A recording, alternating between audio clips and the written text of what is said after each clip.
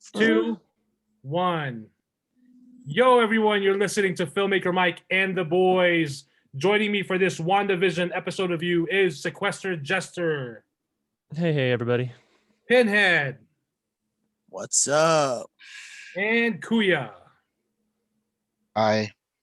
Alrighty, so episode 7 of WandaVision, which was rumored to be, or at least heavily shared on social media, particularly Facebook, that the last 3 episodes of WandaVision will be an hour long, according to Kevin Feige. It could have been a picture, instead of Kevin Feige, a picture of Abraham Lincoln, like those quotes that never really happened, and everyone would have believed it and shed the shit out of it because Kevin Feige and Marvel. Am I right? So when I watched the episode, I look at the running time and it's 37 minutes, which means we're getting 25 minutes of the show. And the rest is end credits. I mean, if you think about it, the quality of footage that they have in this episode equals to an hour. So right. That's true. All the MCU fanboys are just all over this episode, white on rice and shit. So so yeah, and there is something in the end credits finally. There's a mid credit. Yeah, there's a mid-credit sequence in that Lord of the Rings trilogy of an end credit sequence. We finally get something of substance because hey, I mean, Marvel started this whole end credit sequence thing where everyone will sit down and wait till the end of the movie. So this is their first. Did they though? Well, yeah, but they made it popular, I guess I should say. There you go. They made it popular. So who started it? I mean, as far as well, I mean, we can go as far back to it's not a mid-credit scene, but we have a history of not mid-credit scenes, but previews after the movie. So, for example, if you were someone who was lucky to see Phantasm 2 and sit through the whole credits, you would have got a trailer for The Serpent and the Rainbow. One of the at that time, one of the hugest it would have been one of the most potential horror movie events at that time. That was a big thing because it was a Clive Barker-esque thing directed by Wes Craven. That's brilliant. That's brilliant marketing because you went through the whole movie, people stayed there, and if they stayed there, they got a reward, and they got a reward of the trailer for a movie that's coming 6 months down the line. So, yeah, maybe it wasn't a mid-credit scene, but we have had a history of we get rewards if we stay past the credits. Right. So. And if I can tell you the first film. Oh, I'm so sorry. Oh, no, go ahead. I said I can tell you the first film that did it. Oh, yeah? Which one? Which one is it? The Silencers, released on March 1966. Ooh. It actually gained popularity when Airplane did it in 1980. Yep. Okay. History of the World Part 1 by Mel Brooks did History of the World Part 2. Hitler on ice. And Jews in space, something like that, for looking forward to the next movie, if there is a movie. Right. So that's that's the point I was trying to make. When maybe they like Mike said, yes, they made this mainstream, but it's not the first time. Right. So just speaking to what Pinhead mentioned, if I'm not mistaken, trailers used to be shown after the movies. After the movie, then that's why they were called trailers, because they were attached at the end. But then I don't have any dates or anything for that right now. But it's very fascinating that when that started, and then we also, what Jester mentioned with the Silencers, we got the first film that started doing hey, let's put something at the very end, So, but of course, with the Marvel films, when an audience now knows they're going to a Marvel film, or at least back in the good old days when we used to go to theaters and we could pack the movie theater and everyone would be so excited and wetting their panties and their boxer briefs because it's another Marvel movie and we got Chris Hemsworth sweating with his shirt off, or any of the Chris's. What but a yeah. dreamboat. So episode 7 is titled "Breaking the Fourth Wall," and the description they have, and I was surprised they had this description and the title that night as soon as it premiered. Yep. The description says Monica plots her return, Wanda navigates unsettling complications, and Vision forms a new alliance.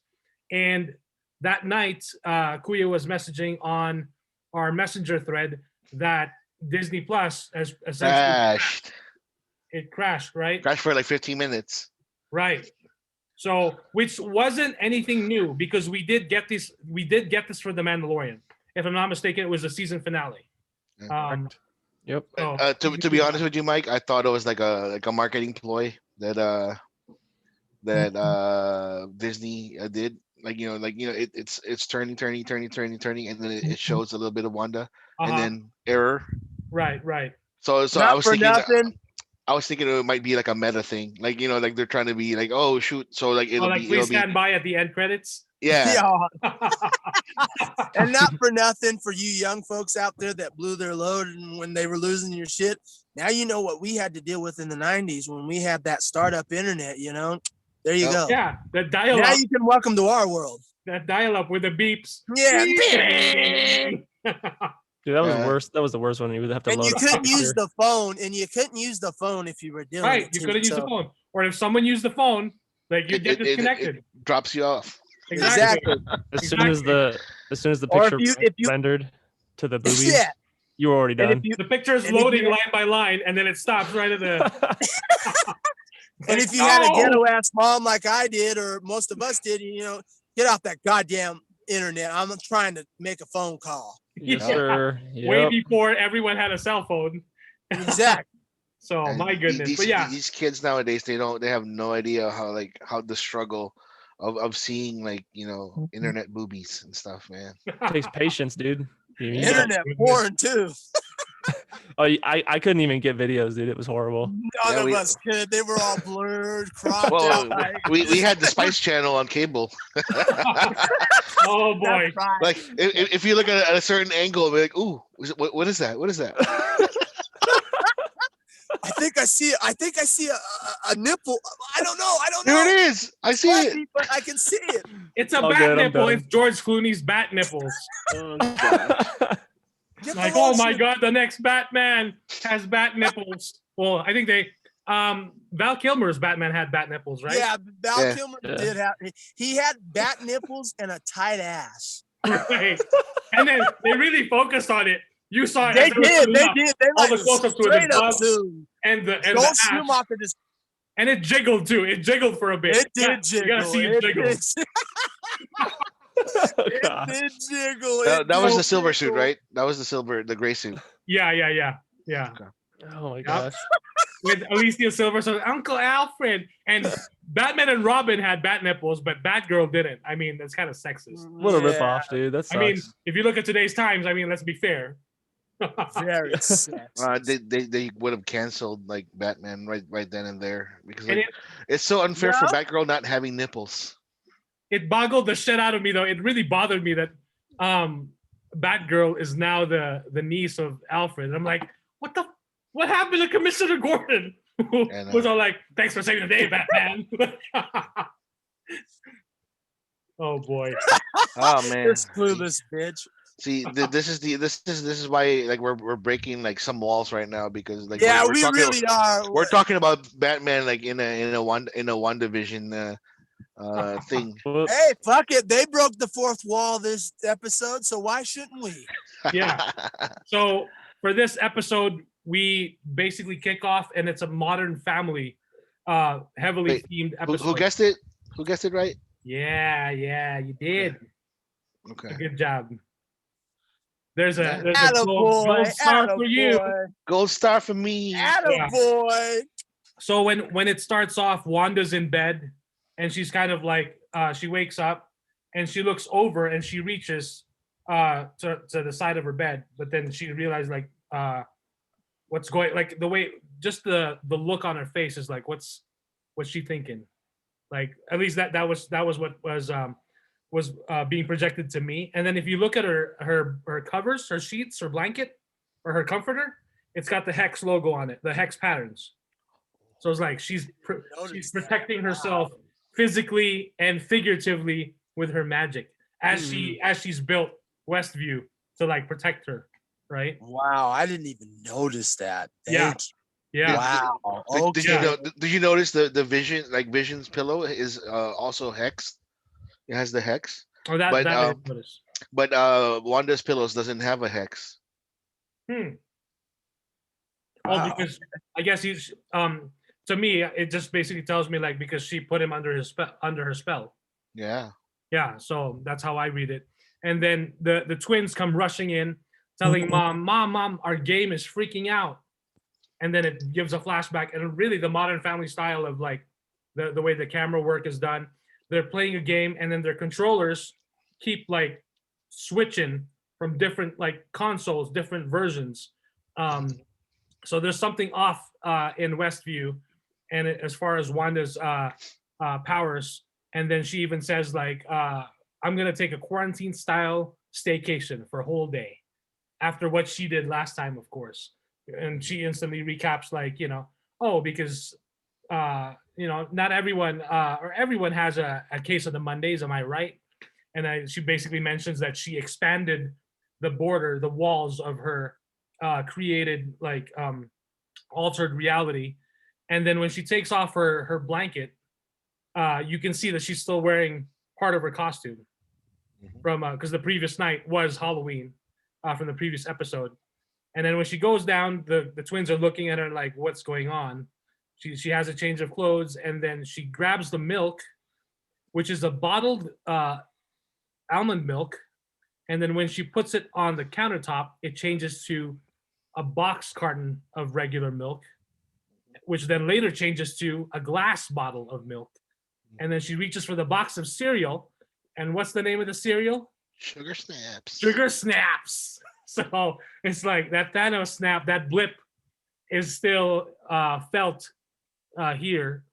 And then when we get the opening credits, it's in that style of Modern Family.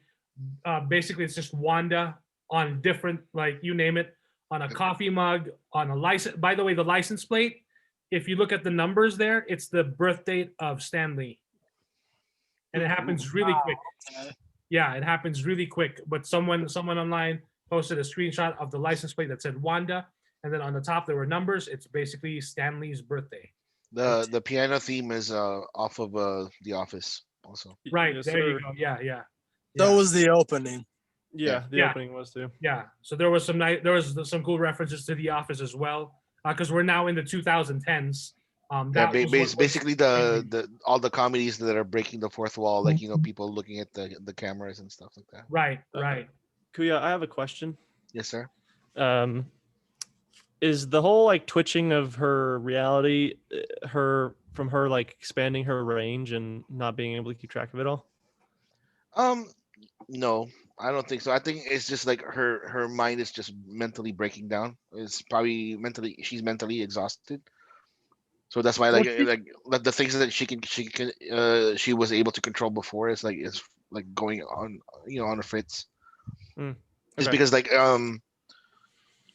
like they're going about it like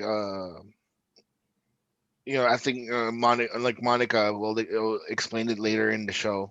Said that like about the grief and everything, and it's the deep down her subconscious is telling her like what she's doing is absolutely wrong, and she's still doing it anyways just because it's comfortable, it's safe.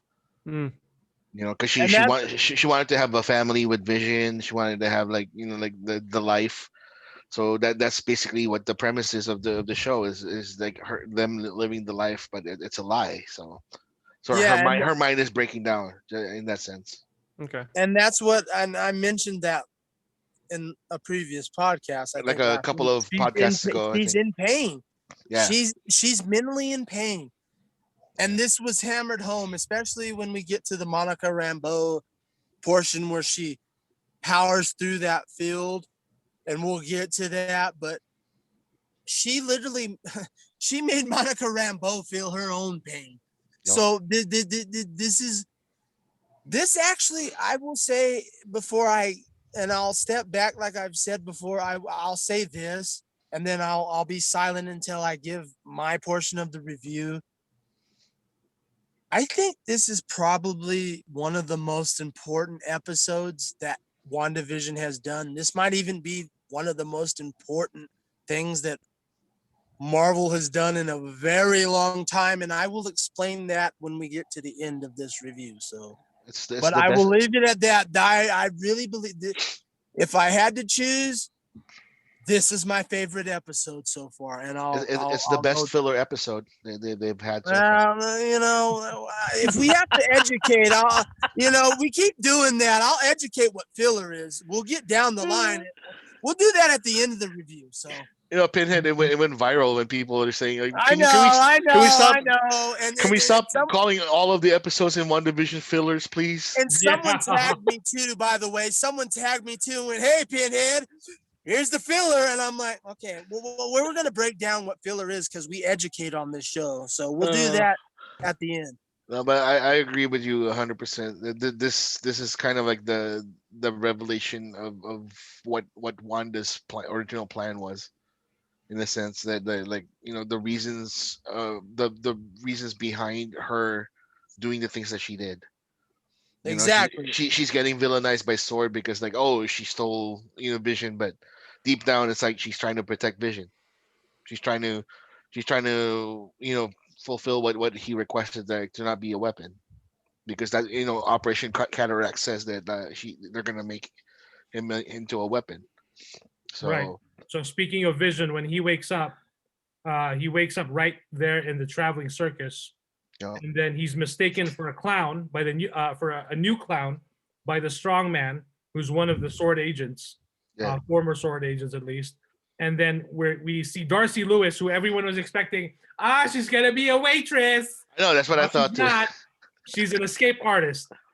She's got a bunch of chains wrapped around her arms. And then Vision tries to talk to her, and he was telling her, like, "Hey, you saw me last night. We had a connection. You were looking at me." And then she's starting to get like creepy vibes, like, "No, I don't remember you." Like, and then so she breaks off the chains. She basically escapes out of them real quick, and then she starts walking away as Vision chases her down because he remembers her. And then we go back to the house, and then Wanda asks the kids, the twins, have you seen your dad? Mm-hmm. And then the twins basically said something like, well, no, we haven't seen him. And then she basically we look for him. She basically says, if he doesn't want to be here, there's nothing I can do about it. And then they asked something about Uncle P, who mentioned something about killing Dad, or Dad was killed. And then she basically reacts, don't believe anything that man says. He's not your uncle. Ooh. So that's already like, whoa, she knows something now, like something's off. Spoiler. And then of course there's a door knock, and they're on the couch, by the way, they're watching TV. There's a door knock, and she just like uses her hand, waves her hand with magic, and the door opens, and in walks in Agnes. And then she realizes, like, Agnes realizes that it looks like Wanda needs some me time, some alone time. So she tells the boys, "Hey boys, let's give your mom some me time." And then the twins are really concerned for Mom, because they know that there's something off about her. And then she's like, no, it's okay. Go ahead. Like, I need some me time. So as they leave, and it's really funny, Agnes is telling Wanda, "Hey, I have a mole on my back. Can you like look at it?" "Oh, personal boundaries." Like, no, never mind. And then as they're leaving, she's telling the kids, "Hey, maybe you guys can look at this." Like, okay. Kind of like a fact about that. Witches back in the day were caught because they have like big ass moles, like in certain body parts. Right. So they say it's like the mark of the devil. So, like, I guess they're really laying it on thick that this Agnes person could be not so 100% sure that it's Agatha Harkness, but But see, that's where my questions come, because so you already threw it out there. Who is this in comic realm? Who is she? In the comic realm, who is this? Because Okay. we'll get down the road. So, because you already mentioned it, so that's one of my questions. Okay. Who the hell is this basic bitch in comic book mythology? Because we get the big reveal, and we'll get into that obviously later. But who is she? In the comic books, Agatha Harkness is a witch. Of course, she was one of the head witches in the Salem witch trials and all that stuff. She was like, she lived a long time. She's been a witch for a long time, and she is kind of like a great character. She's not an evil character. She's not a bad character. She's not a good character, but she's there like to help Wanda with her powers, just like teaching her like about the hex magic and all that stuff. In one of the comic books with Scarlet Witch and the Vision, she was the one that kind of helped Wanda wished to have the twins. So the twins were there, and then she took I guess the Harkness took them away and gave them to Mephisto and all that stuff. Um, there's also part of Agatha Harkness when she was the nanny for Franklin Richards, which is Reed Richards and Sue Storm's kid from the Fantastic Four. And I'm glad you said that. When we get down to the line of in this review where we get to the reveal, I have a question for you, a follow-up question that's similar to this about Vision and her. So we'll get to that when we get to the reveal. Okay. So. And then Kuya, I have a question for you too. Okay. I noticed that her magic is purple and Wanda's is red, and then Doctor Strange's seems to be like orange. What is that? Is that significant in any way, or is that just? It's just the way it is. Like they just wanted to separate them from the colors and everything. Okay. With Wanda, the magic that she's using technically is coming from the Infinity Stones. So it's mainly usually the ether, the type of magic. Like Right. because the ether was like a flowing thing, right? Like a fluid, yeah. Huh. Yeah. So my question, not to interrupt real quick, so we're on the topic. Does Agatha Harkness have any relation to the Infinity Stones? No. Okay, she's a witch. Okay, so the only reason why I asked that is because it reaffirms my question that I'll ask you when we get to the end. So it's with the MCU like being so popular right now, any sort of retcon changes that they do in the movies or in the TV shows, it can be retconned in the comic books. So I get that. I fully understand that. And that's why I'm going to ask you the question that I'm going to ask you when we get down the line, because I want your opinion based on what we saw in this episode compared to your knowledge in the comic book. So that's why I say that. Yeah. So I understand that Marvel takes liberties. They're no different than the WWE. They take a lot of liberties, but with Kevin Feige and the direction that they want to go with, if somebody that's really knowledgeable in the comic books, they can pinpoint exactly who the main baddie is going to be in the future. They're gonna pinpoint who what the situations are going to be. Exactly. And just because of the fact that because of one word, it kind of confirmed like what I was thinking back in the day of who the really main huge baddie is, just because of the fact it's a multiversal threat. So and that's why when, like I said, when we'll go down the line in this review, that's why that is a perfect point, and that's why I'm going to ask you this question, because I know your knowledge on your knowledge on comic books is mine on horror and wrestling. So that's why I'm going to ask you the question. And I know I'm kind of being cryptic, but we're going to go down the line and have the big spoiler reveal. And that's when the question I need to ask you will be relevant. So, yeah. So Agnes even mentions like she's being interviewed in the sit down interview, like Modern Family style. And she even mentions like, I actually did bite a kid once. And And then you like deadpan humor, right? Like looking at her. And yeah, that's like, as a witch, yeah, I can see you like biting a fucking kid. and there's this meme of her saying that line, and then her face on the spider that bit Peter Parker. Gosh. So, And I will say, not to interrupt you, I will say this: Elizabeth Olsen, whether it's acting or the blocking or her makeup or whatever, she looked exactly like Julie Bowen in Modern Family. Yeah, like the way, it was almost, it wasn't uncanny because we're not going to be that daft, but it was very damn close. And I was like, wow, because I watched up until season 6 of Modern Family, and she looks like Julie, like the way they set it up, she looks like Julie Bowen's character in Modern Family. Right. And then as they leave, she kind of has a smile for a bit, like she's happy, like I get to like just relax. She's eating her bowl of her sugar snaps as she like turns on the TV. And then she notices the house plant changes, it glitches. The fireplace starts glitching, the recliner, and then the TV. And then she's like, there's enough of this. So she does her magic, she does her hex magic, changes it all back. And then it cuts to the sit down interview of her, and she says like, I'm fine. I'm fine. 4 or 5 times. I'm fine.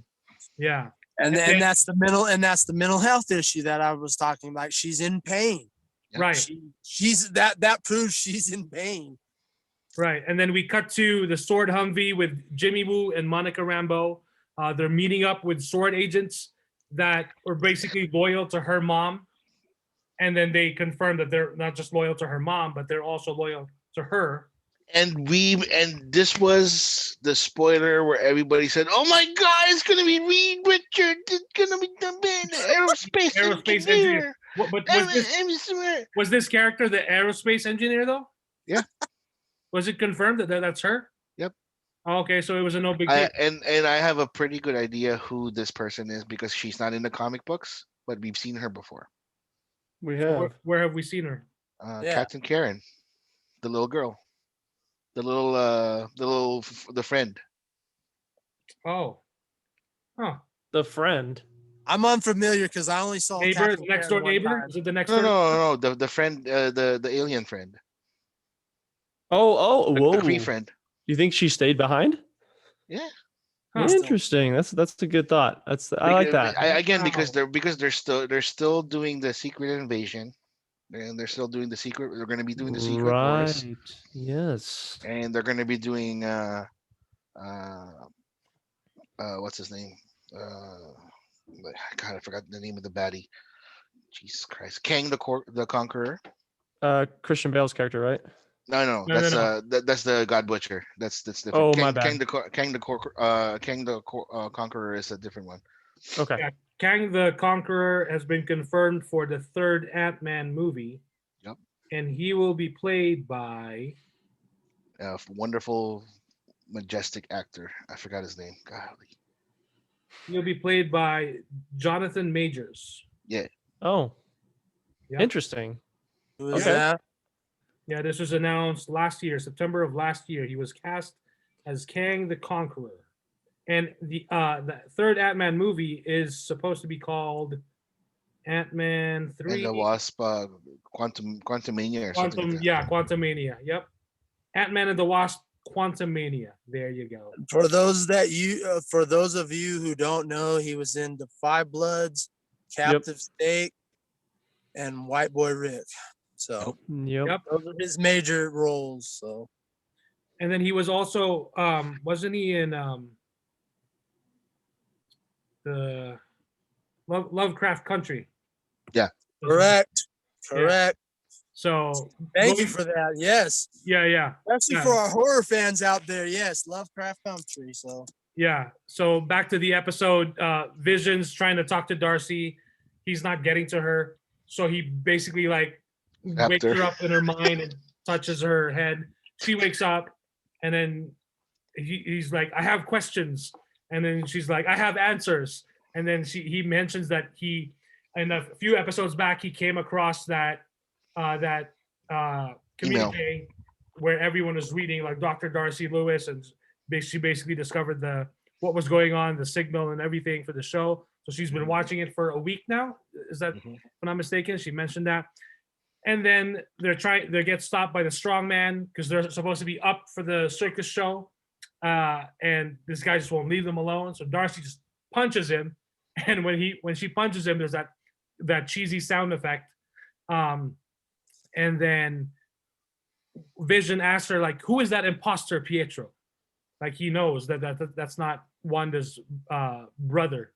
That's not her real brother, Pietro. And then they basically get in a van and they drive off as the strongman is trying to chase them down. And then we go back to Wanda at home, and then more things start glitching. The wall starts getting wallpaper and other stuff like that. And then off camera, we cut to the sit down interview portion of it. And then the person behind the camera asks her, "Do you think maybe this is what you deserve?" And then she really catches her off guard, and she says, like, "What? You're not supposed to talk." And then we cut to an ad for Nexus. It's a unique antidepressant, feeling your feelings, seizing your destiny, because the world doesn't revolve around you, or does it? Like, whoa, okay. And then can I just say too about that ad, man? I got caught off guard and I actually reached for my remote. Like, wait a second, I don't remember Disney having ads. And I was like, am I on Hulu or something? Yeah, I literally got caught off guard. I was like, man. So basically, the ad was that good. It looks so good. Real quick, just not to interrupt too bad, but I got RoboCop commercial vibes from that. It felt like a RoboCop 3 commercial, Okay. So I enjoyed that part of the episode. So the word nexus is very important. Why is that? Because nexus in Marvel terms is like basically the central point for all the universe. Oh. Like, so like basically everything is like, at a certain point, and there's certain beings in the Marvel continuum that are called nexus beings. That means in every universe that you have, there's always one of that person. And that even further, okay, I'm glad you said that, because that even further is my question, what I'm going to ask you toward the end of this review. Yep. So. Scarlet Witch is a Nexus being. Franklin Richards, Vision is a Nexus being. So hold on. He's saying she's an Omega level Nexus powered being. Wait, not only is she an Omega level mutant, she's also a Nexus being. Hold on. I don't think I've ever asked this question. Is she an Omega level mutant? Yes, Pinhead. Okay, just to make sure, because I'm slow in the head. That's why I'm called Pinhead, because I'm slow in the head. So I had to ask one more time for the cheap seats. Is she an Omega level mutant? Yeah. So yeah, Vision is an Omega level, or not Omega level. I'm sorry, is a Nexus being. So is Scarlet Witch. Okay. So is Franklin Richards, and so is Kang the Conqueror. So I'll ask one portion of my. So if he's that Nexus being, does that mean he has a somewhat bit of prescience, like Paul Mordeep and Dune? He can see into the future, right? No, that means that as a Nexus being, basically you're a focal point in whatever universe that you're in. Like, you're kind of important in that universe. So like every universe has a Nexus being or a couple of Nexus beings that are kind of important to the how the universe runs. So that we're on the level. What is Vision's power? In the comics. In the comics. Basically, what is he capable of doing? The most popular one was he can change his density, so he can be intangible to, like, as solid as tungsten or adamantium or titanium or whatever. And basically, the other superpowers is because he's charged by solar energy, using the gem that he has on his head, and it's not the Mind Stone; it's just a regular gem, but it absorbs solar energy. Basically, anything Superman can do, he can do it in a lower graded way. So he has super strength. He can fly. Um, he's pretty tough. Like he can take punches from the Hulk. No questions asked. He can take blasts from people, Yeah. and you know he's a We pretty saw that in Civil War, yeah, where he could take a beating and dodge. And Yeah. I guess what my question is, what is this head tap? What is the significance of the head tap shit where he can press into someone's head and know shit? What is the significance of that? Because we've seen it through multiple episodes where he can tap into someone's head and understand who they are, what their future is, what their past is.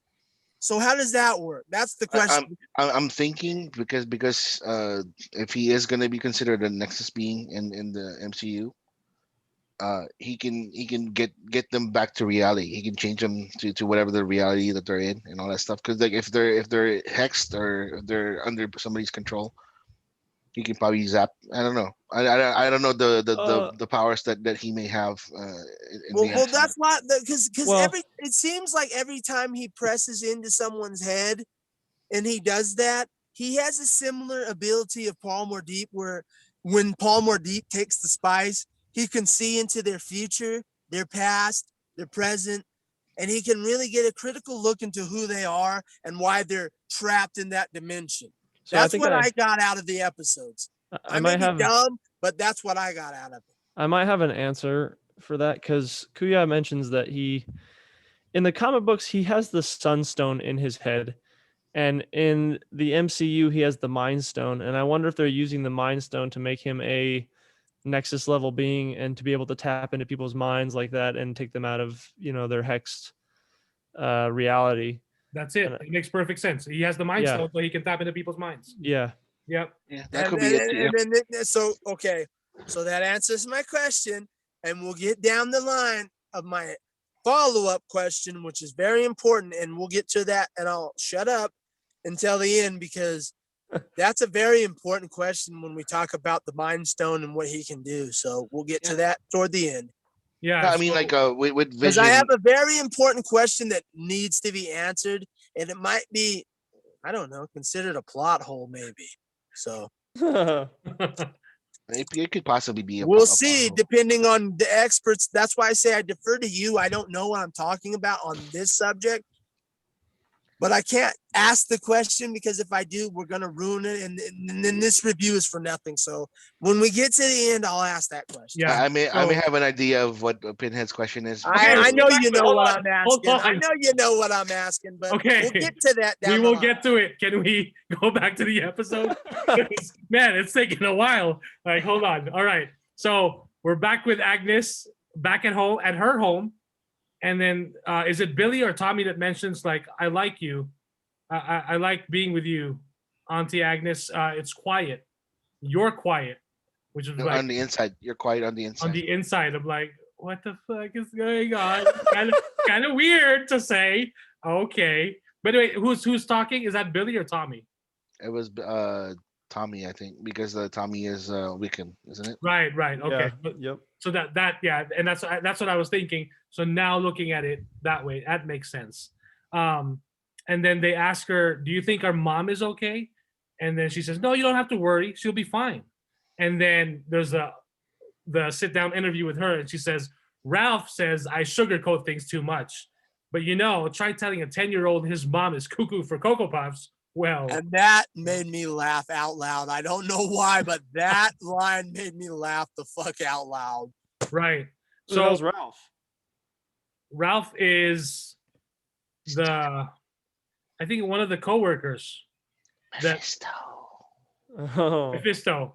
In every episode, as the meme says, in every episode of the Marvel fans saying Mephisto, Mephisto, Mephisto in every episode. And it doesn't mean like Mephisto will just be one form. He could easily take multiple forms over these episodes.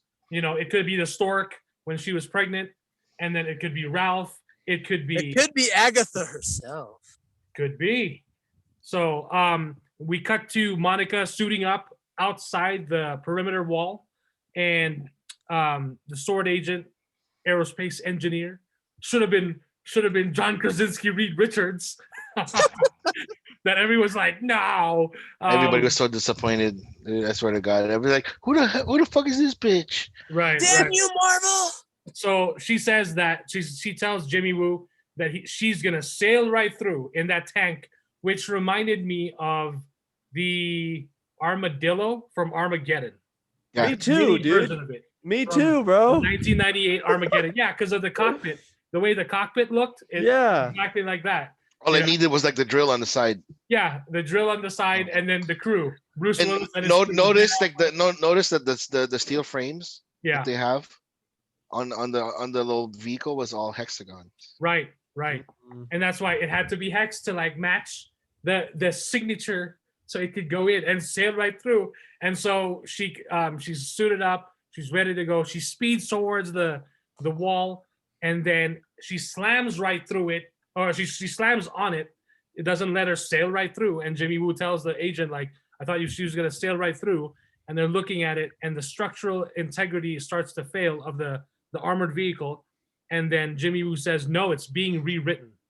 And then sure enough, as she's ramming through it, the tank starts to basically go up. It reminded me of a remote control car that like has, if it can't go forward, if it has big enough wheels, it'll go up, and then it starts going up.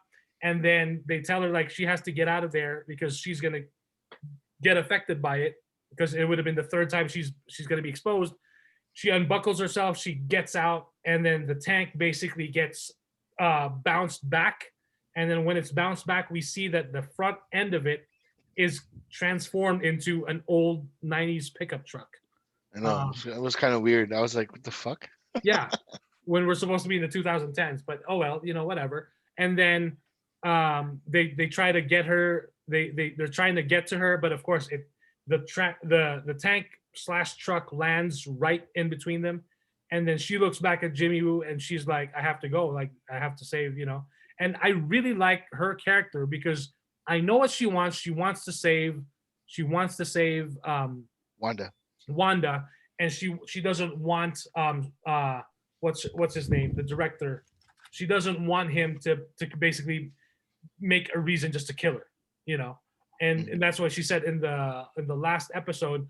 If Wanda is our problem, she has to be the solution, And so she makes a run for it, and I love that moment. I really love this character moment, and the fact that this character the show is not focused on her. She's not a main character.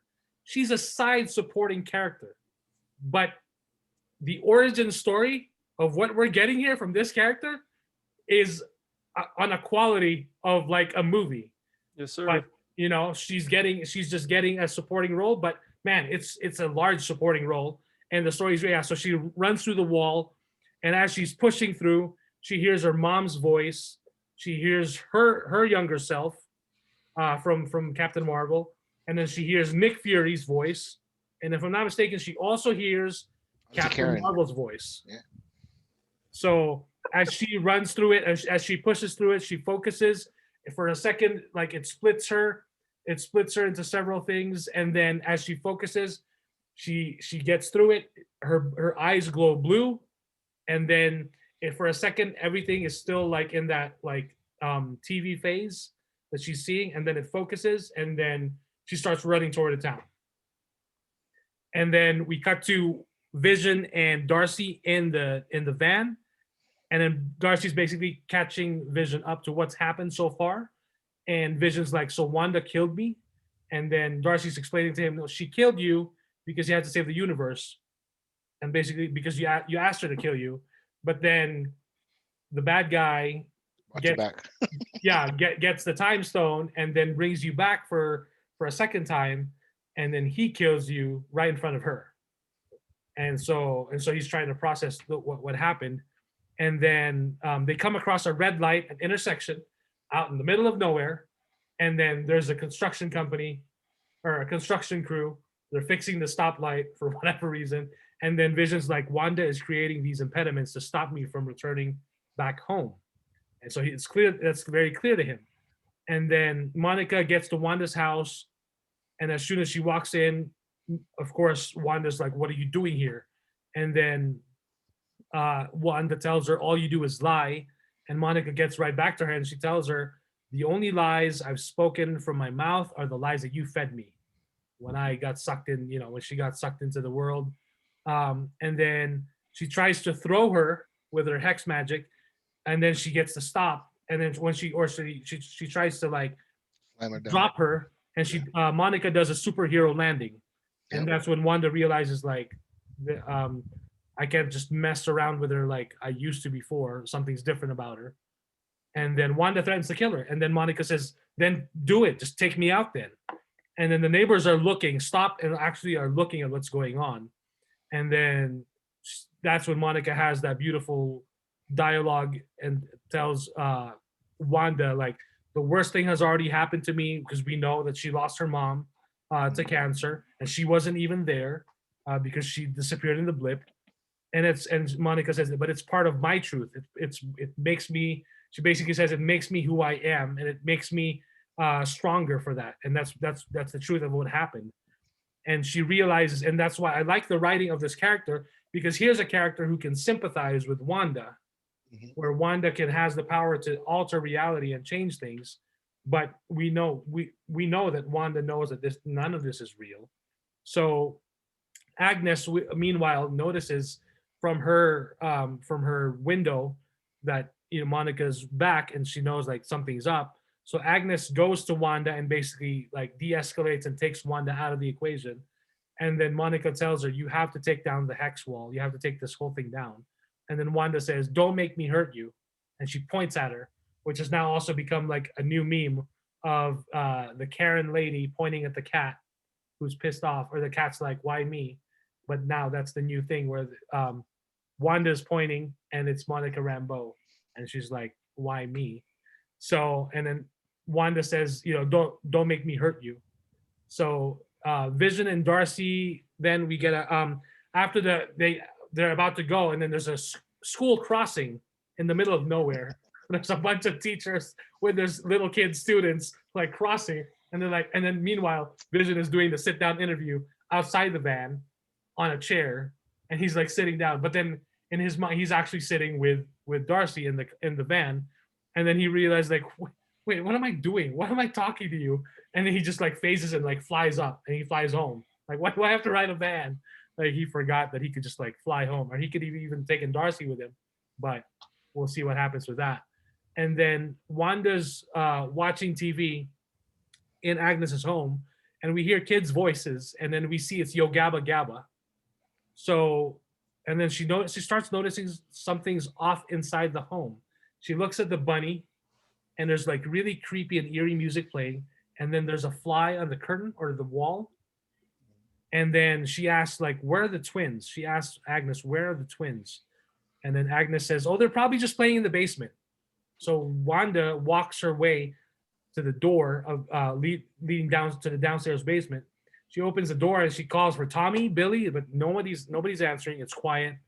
She starts walking down, and as she goes down the basement, she makes her way to what looks like a dungeon. And then we see like there's some red glowing artifacts on a shelf. And then there's a book. It looks like a book of spells of some sort.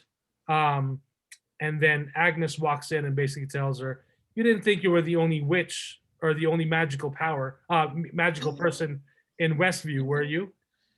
So the name's Agatha Harkness. Lovely to finally meet you, dear. Then we instantly get the peppy Agatha All Along theme song, which slaps like no other. And then we see Addams Family, Yeah, as that theme song plays, we get clips of Agatha, who was there from episode 1 all along, orchestrating everything from Pietro, who she was there, and then the interviewer behind the camera for this episode asking her, oh, so you don't think that you deserve that, do you? That was her as well. And then at the very end of the song, she even says, and I killed Sparky too. and then she does her best evil witch laugh. And then I do want to mention the lyrics of the song. So Please do. yeah, I've got the lyrics right here. So, who's been messing up everything? It's been Agatha all along. Who's been pulling every evil string? It's been Agatha all along. She's insidious, so perfidious that you haven't even noticed. And the pity is, pity, pity, pity, pity. It's too late to fix anything. Now that everything has gone wrong, thanks to Agatha, naughty Agatha, it's been Agatha all along. And then, and I killed Sparky too, which now is also becoming a meme because now it's like, and I made the Snyder cut happen too. And then there's another one of, basically a bunch of memes for that character as well. So a show does well when a lot of memes are being shared about it and about a character. So, and then immediately after that evil witch laugh, we get "Please Stand By," and that's the end of that episode. So I got some questions, my man. So do I. So do I. all right, now bring on the questions. Okay, so before I ask a question, I would like to say I don't even know the actress's name, but the lady that plays Agatha, man, she plays a good witch. I'll give her that. Catherine Hahn. Yeah, she does really good. I was about ready to say, I also wanted to say that I thought that she turned the kids into sandwiches and ate them at first. Like when she looks at the sandwiches, I was like, that was an odd shot. But no.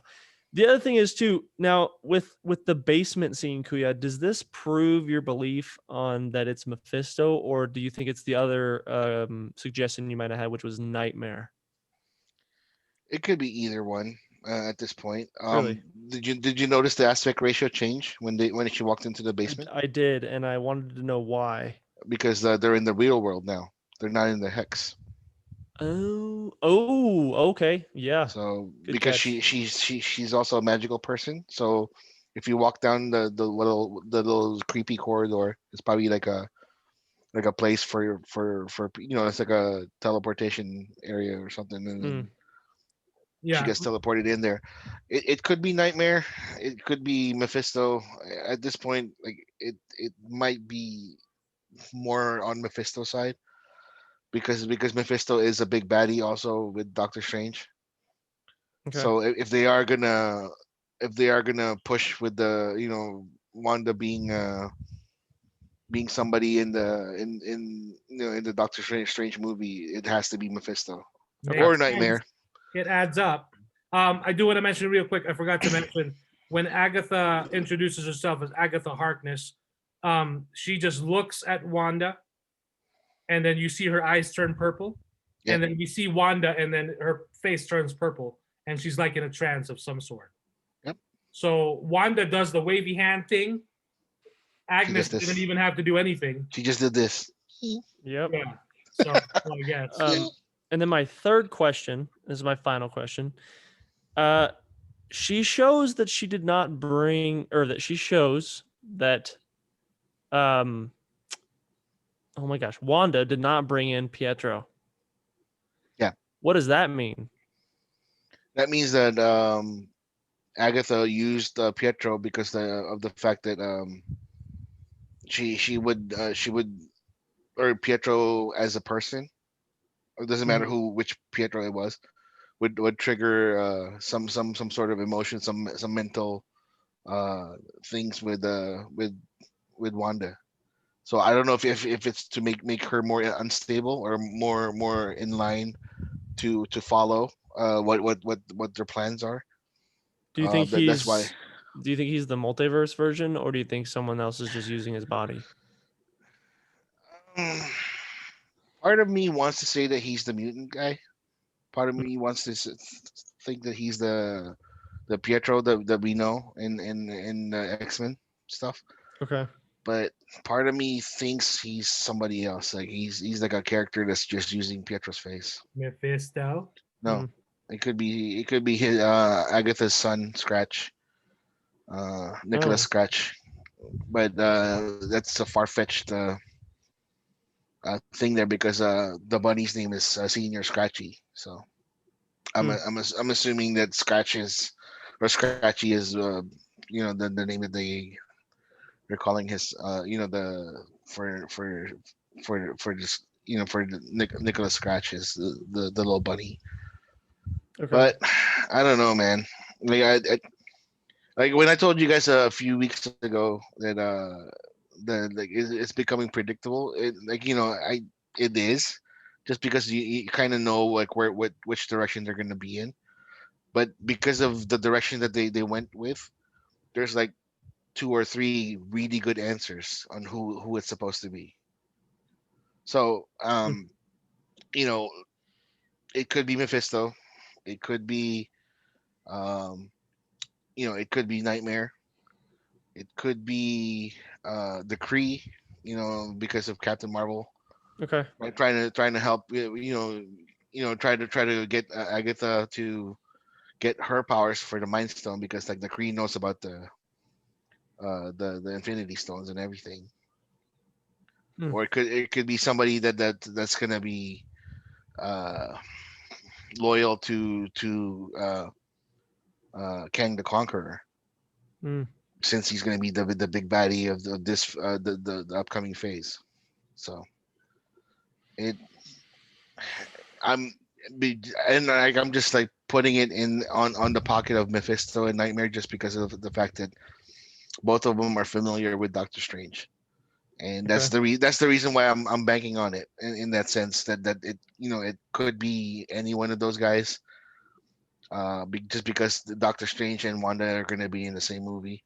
So who's the bigger villain for Doctor Strange? Is it Mephisto or? Mephisto. There you Mephisto. go. That's why I'm going with Mephisto, baby. Okay. Okay. It could be Nightmare, bro. Yeah, but then that's the thing. When it comes, it's like saying, "Who's the Jedi that's gonna show up at the season finale? Who's the Jedi? Are we gonna go with Obi-Wan. Luke? Are we gonna go with Luke Skywalker? Or are we gonna go with Jake from the brand new video game because everyone just loves him? It's Jake from State Farm. Yeah. Yeah, I don't know, but yeah, again, there's still that James Spader voicing thing that I'm like a little still weirded on. By the way, yeah, they, You know what I'm talking about? Vision does mention Ultron Yeah. in this episode. Yeah.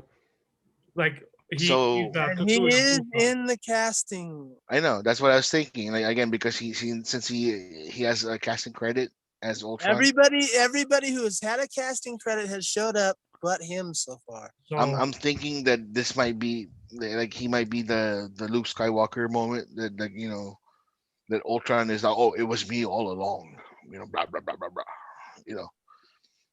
But that's not really a Luke Skywalker type of character. You know what I'm talking no, about? he's not. Depends on who you ask. Well, I mean, if it's the Last Jedi, Luke Skywalker, then I guess he is a villain. So,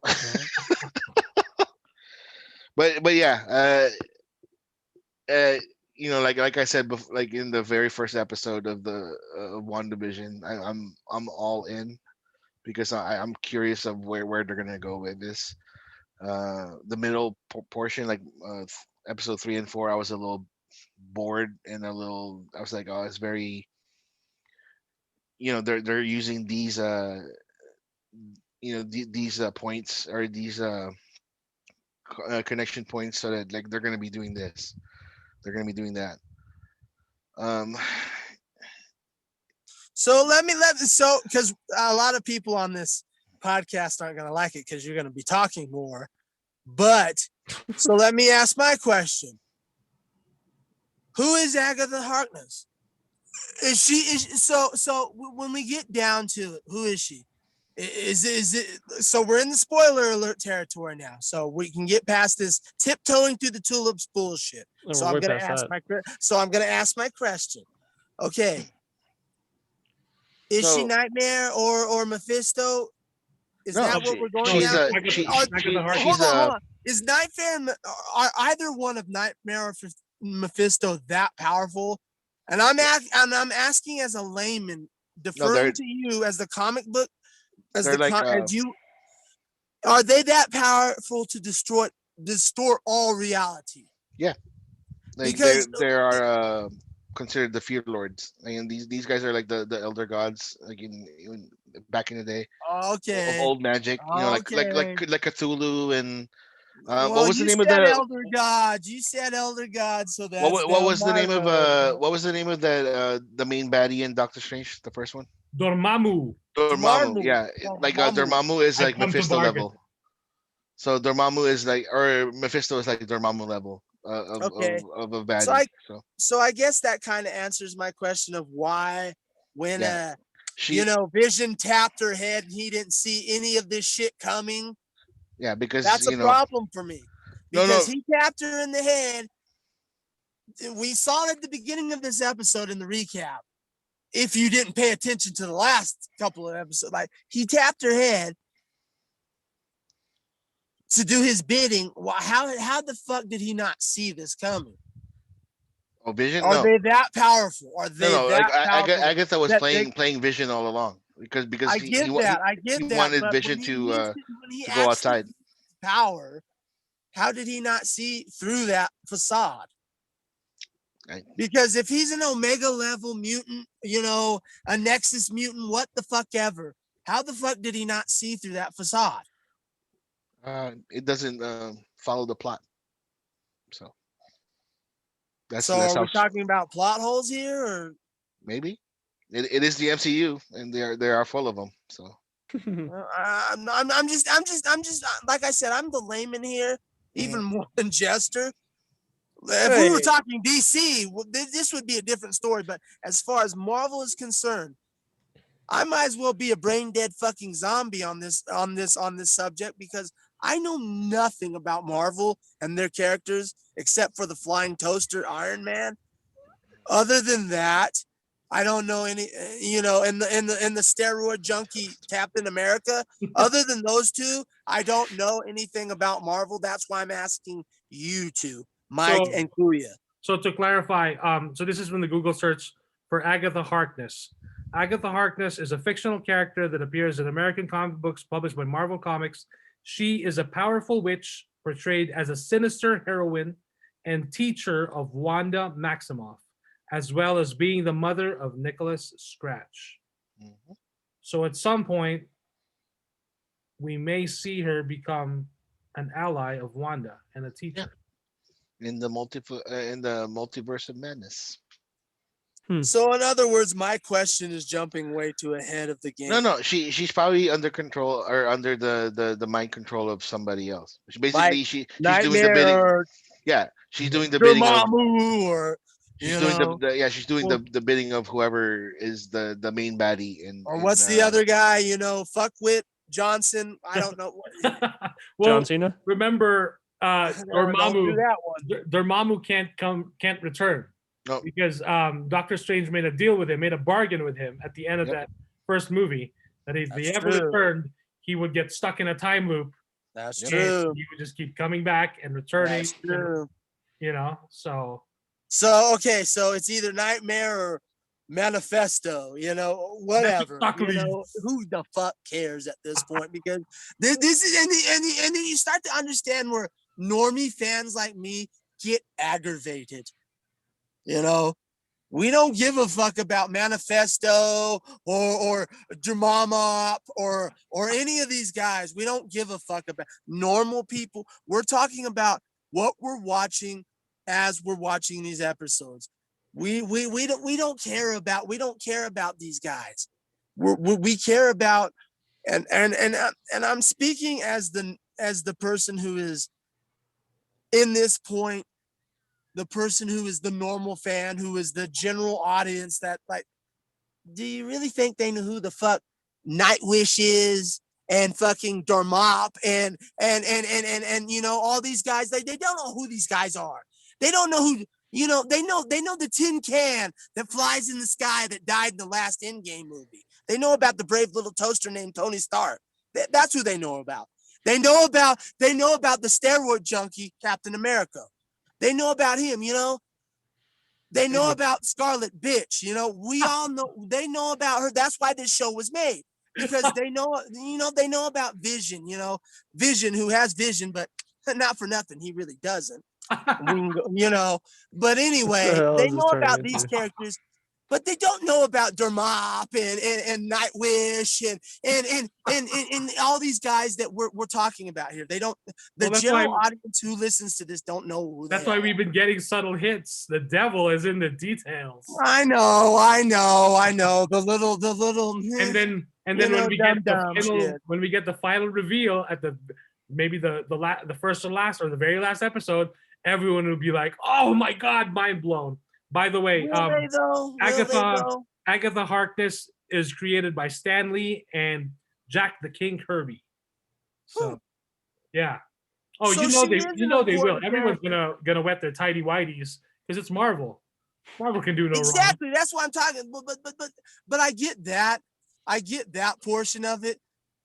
But those the people that are the really wet their tidy, they'll go, no, Pinhead, you're doing it again.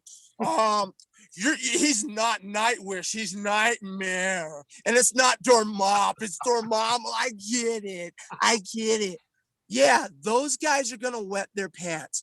The general audience that follows this shit, that, like I said, only knows the brave little toaster that is Tony Stark and the steroid junkie. Those mainstream audiences are not going to get those nuances of the comic book. They're not going to get it. And I'm sorry, they're not going to get it. I'm not trying to knock them and call them dumb, but they're not. That's when you go to a job that's a 9 to 5 and you're busting your ass. You're not going out to Barnes and Noble or all these comic book shops and going, well, let's find out about the history of Nightwish. You love that, you know.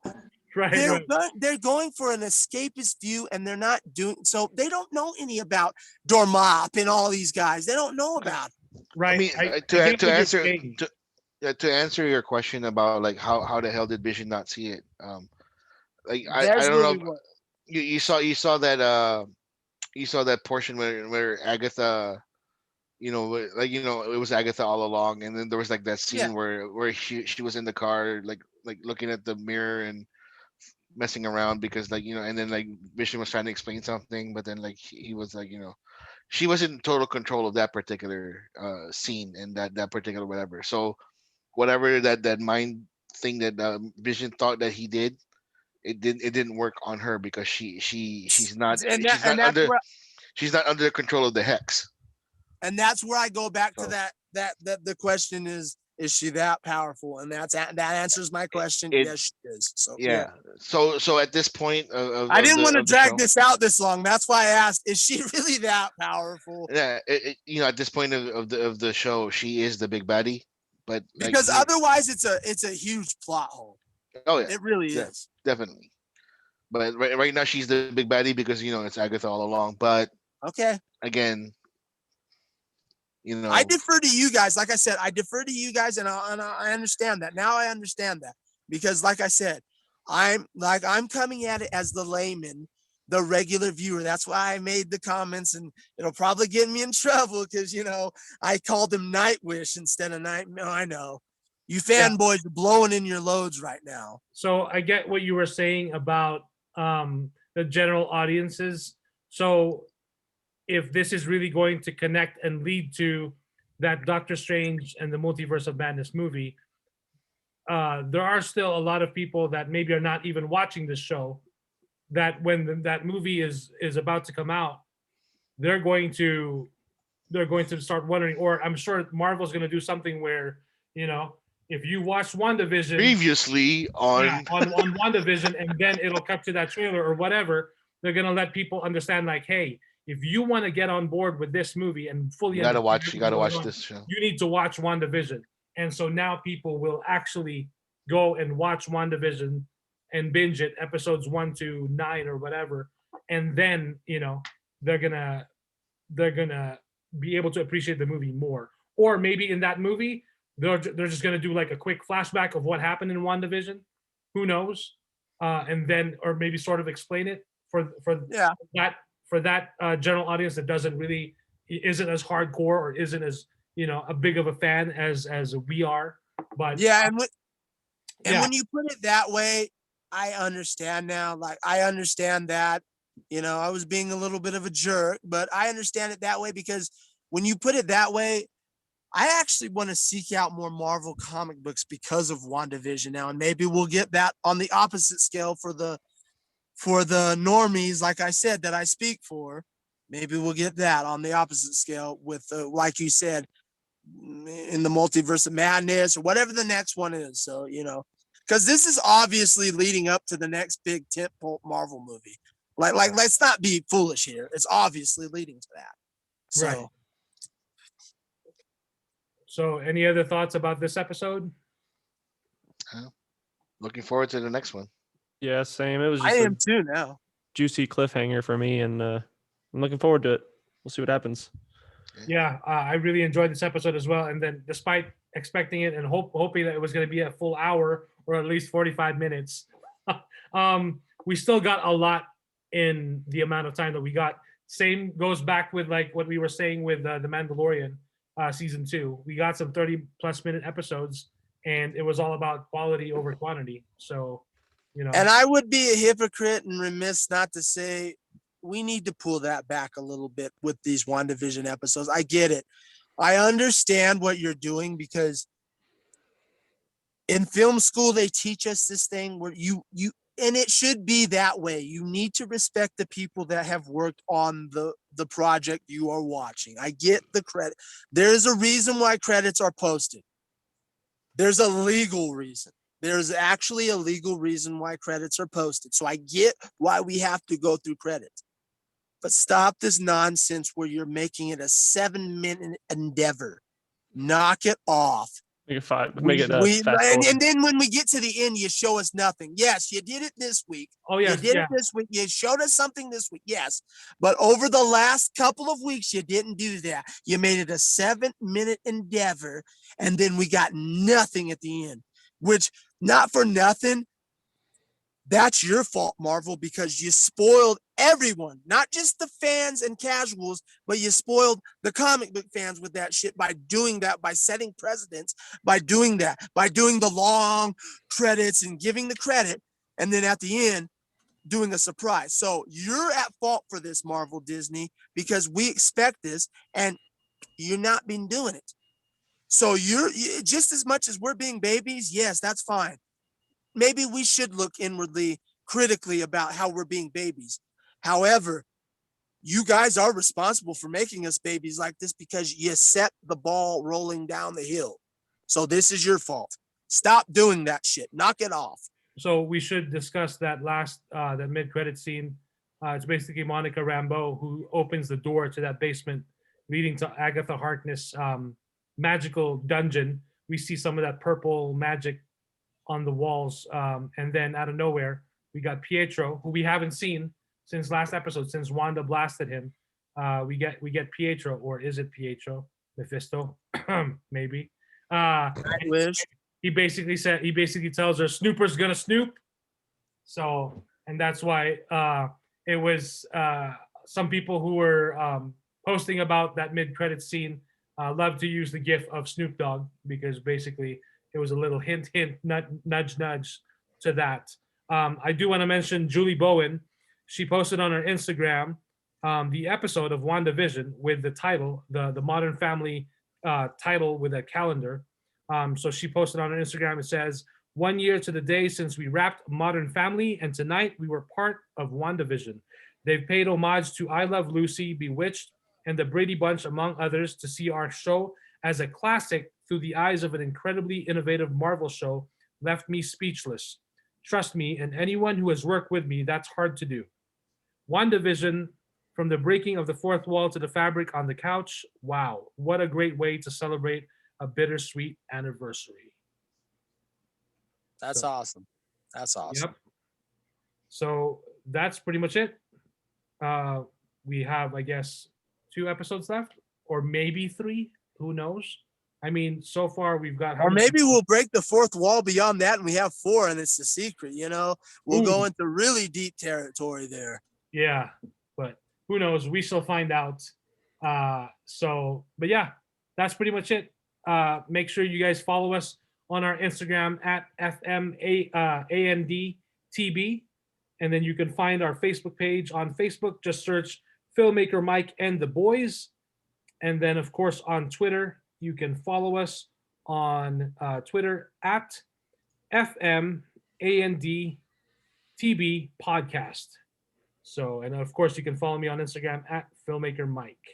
Jester. Yeah, you can follow me pretty much anywhere now. Twitter, TikTok, Instagram, YouTube now. So that's my name, and you should find me. Kuya? Old Man Jimmy on Instagram.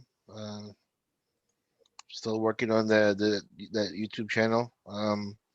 I believe my wife wants to do that with me. So Cool. Oh, fuck yeah.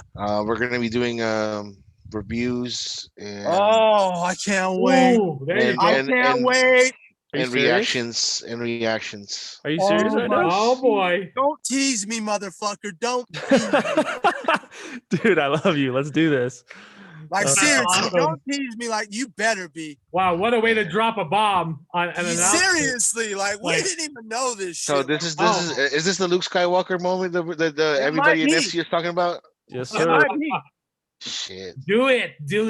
Yeah, It like, was far we're more still- significant than Agatha fucks herself, you know? No, we're still working on like what we're planning on doing and all that stuff, and then as far as I know, she and I are gonna be investing in one of those nice cameras that, like, we'll- Really? Oh my God, you're making my So- dreams come true right now. Like, so- seriously, I can't. This is the most. I think I like this more than waiting for another 24 series to come out. whatever. And I dude. love 24. I love 24. I'm like a diehard 24 fan, and I think I No, want this more than a new we're 24. gonna be reacting to like stuff that we watch on YouTube, like when Good. when I'm not on the podcast, and like when me and her are just watching TV, hanging out, and then we just like watch whatever random stuff, and then we just react to it and stuff. good, so man. It's gonna be great. This That's is gonna awesome. That's be awesome. fantastic. so This is hopefully gonna be fantastic. hopefully it's it pulls through, because like she's kind of a busy person, and so if it all goes well, it might start like around April or May or something. So If Nice. you want to bring my wife I in. cannot wait. why not? Yeah, bring your wife in too. Like, that is definitely a Oh my fucking. gosh. Yeah, That's you- Patreon worthy right and, there. and then brother. and then she can No, just I'm wear not like joking. OnlyFans she can worthy. wear a blindfold, so it's like the opposite of you, right? There you go. There you go. Oh my gosh, that's not There a you bad go. idea, bro. Yeah, look at that. Everyone's getting their YouTube channels. Yeah, baby. It's exciting. Yeah, it's gonna be great. something. Again, like I'm not trying to be like grandiose about it. It's just gonna be something, because like we've been talking about it for a while now, and it's just that lately it's been a little bit more good. Like she's been asking like, oh, so are you serious about, are we gonna be doing this? And I was like, well, if you want to, it's up to you. And she's like, well, we need a camera, and I'm like, all right. And I'm like, then we'll start off slow. We'll do this, and then like we'll do other things. And I'm like, all right, cool, well, that's fine. Hey man, I can show you a good camera to buy. That's a pretty good price. Yeah, he showed me one too. So I have an idea already, because like we want to do like life life vlogs and all that stuff in the Oh, channel as well. nice. Okay. okay. So Oh man, I hope this happens, man. we have one already in mind, and it's relatively cheap. So I kind of like how we're all doing something different. That's kind of cool. yeah, it's That is cool. it's the collective. It's what it's what needs to be. It's the federation, for Christ's sake. That's awesome. Yeah, Right, like in you like had to do that, didn't you? Like, no, it's just different people, the different random Yeah. people with different like things that they're interested in, and all because of Mike, bringing us all together. We're Right. shooting ideas with each other, and then we're just having fun. So Wow. whoever So am I the Nick Fury? You might be. Or am I the Bruce Wayne, the Batman? Yeah, you're not black enough to be well, actually, you're 18-inch comic. Oh God. That should Oh, qualify God. you to be Nick Fury. Oh Yeah. God. Oh boy. Not to diminish your ego, Oh, but I gosh. think you're more of the Alfred of this group because you keep us from being complete fuckwits. That is very true. That Yeah, is. I'm very Jason Todd because I'm highly volatile. And I'm very, I don't know who I would be, you know? Yeah. You got some Joker then- vibes going. Maybe you're Joker, and And then I Jester knew and you then Jester is rotten ve- bastard. you know Jester is I very knew Jester was going down that road. Jester is very kite man because he's Oh, fucking gosh. useless. You know. I would have went with Egghead, but hey, why not? Hey, Why he not? had Why some can't- pretty cool scenes in that Harley Quinn animated. come on, how come I can't be like Calendar Man or something? That guy's pretty lame too. Kite Wonder Man is Woman- actually Wonder Woman- Kite Man has a following now because of Exactly. one of the comic books that came out recently. Oh, The city of Bane, I think. Yeah, he yeah. had a really big part. Kite Man had a big part in that. So. Ooh. you're What about killing me, Con- man. what about Jester's definitely Kite Man. It's official. It's official. You know, If I'm the he's Joker of this group, he's Kite Man. So there we go. he's the side character that got so popular that he got his own thing. You know? Sounds familiar. Oh, Just man. know, Jester, if I'm the Joker, I'm the Jared Leto Joker for you, baby. Yeah, There you go. oh no, I can't love you if you do that. Oh, you want beef? You want I'm beef? not You gonna want kill beef? you. Real bad. You guys are killing me, You man. want Don't want no beef. Don't want no beef. You want no beef? Oh boy. Alrighty. Well, Oh, man. time to wrap up this episode of Wanda, Yeah. where we talk all things Marvel, MCU, and a little bit of DC sprinkled in.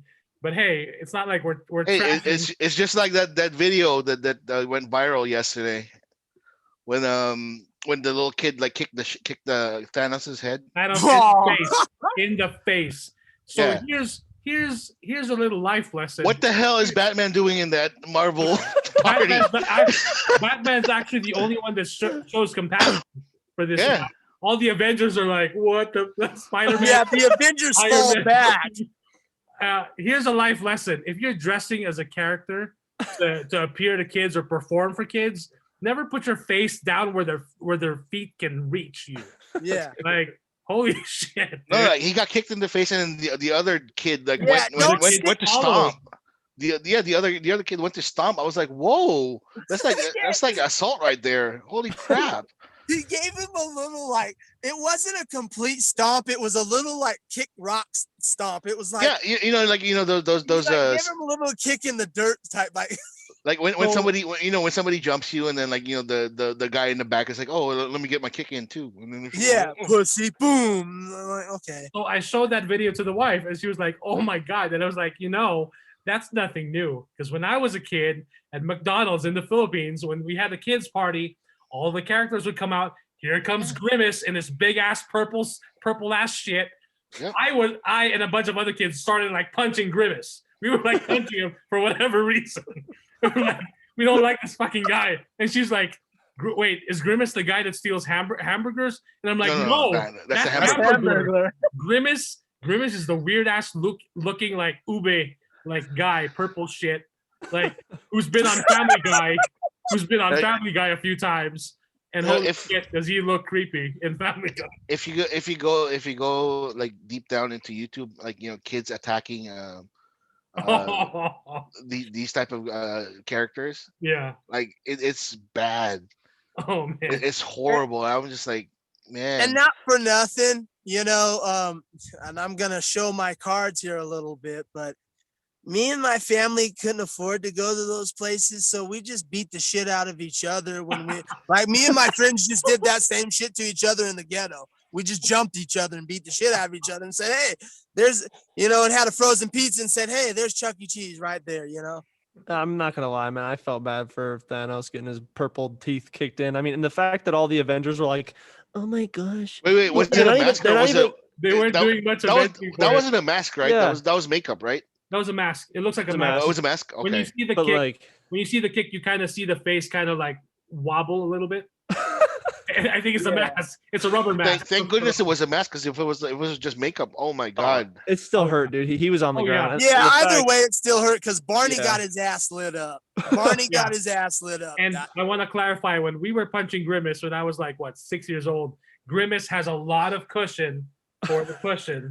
Yeah. So it's not like this video. That's still assault, Mike. But like in the Philippines, it doesn't count. You know, Well, I don't know. it what doesn't happened. count in the Philippines. So It must have been Ronald. Ronald was like, "Yeah, I don't like Grimace. Kick the shit out of him, kids." Like, you know, he must have Ronald seen helping it. you guys out. Well, actually, now that you mentioned that, and my mom could attest to this.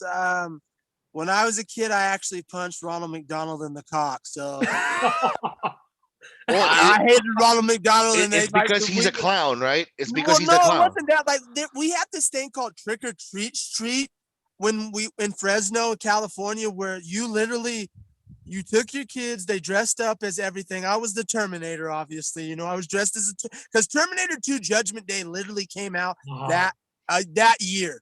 So they had all the fucking Arnold Terminator. Like my mom went, God bless her soul. She went all out. She saved her money and she spent what she could, little money that we didn't have, to dress me up as the Terminator, and I'm all happy. And Trick or Treat Street was literally a block party for children. You literally went down there and you saw all the local celebrities and you got candy from them.